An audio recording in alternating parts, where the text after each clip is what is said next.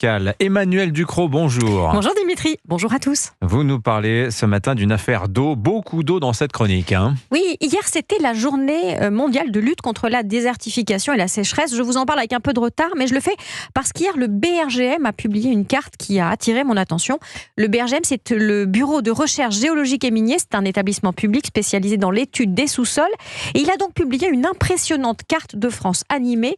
On y voit la reconstitution des nappes phréatiques depuis le 1er janvier 2023. Ah oui, on se rappelle, début 2023, c'était la grande sécheresse, on partait de très loin. Et oui, c'est ce qu'explique le BRGM. En janvier 2023, en plein hiver, donc, 80% des nappes phréatiques du territoire français étaient à un niveau bas ou très très bas. En juin 2023, c'était la catastrophe. Un an après, on est dans une situation paradoxale où plus de 90% des nappes du territoire sont à un niveau compris entre le modérément haut et le très haut. Oui. Le printemps 2024 a été le plus humide des 15 dernières années. Anissa le sait très bien. C'est vrai. Après le déficit criant des nappes, elles sont désormais gorgées d'eau, elles débordent. Bon, ça a l'air d'être une bonne nouvelle. Qu'est-ce qu'il faut comprendre de cette carte ? De cette carte et de l'analyse dans le temps, que la France dans l'absolu ne manque pas d'eau, mais que la répartition de la pluviométrie devient erratique avec le changement climatique, avec des épisodes de sec et de pluie hors normes.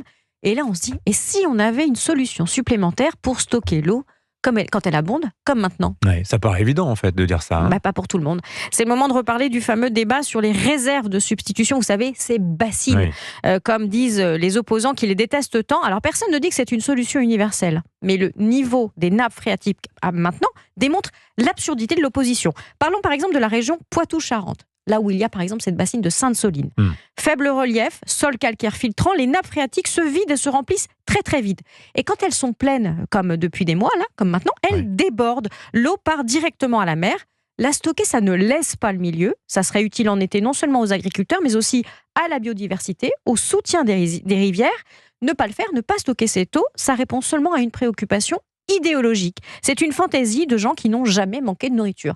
Mais il va falloir mettre le logiciel à jour parce que le changement climatique nous prive de cette sécurité. Pour l'instant, comme le dit un agriculteur du Poitou-Charentes, on pleure 2 fois à l'inondation et puis à la sécheresse. Absolument.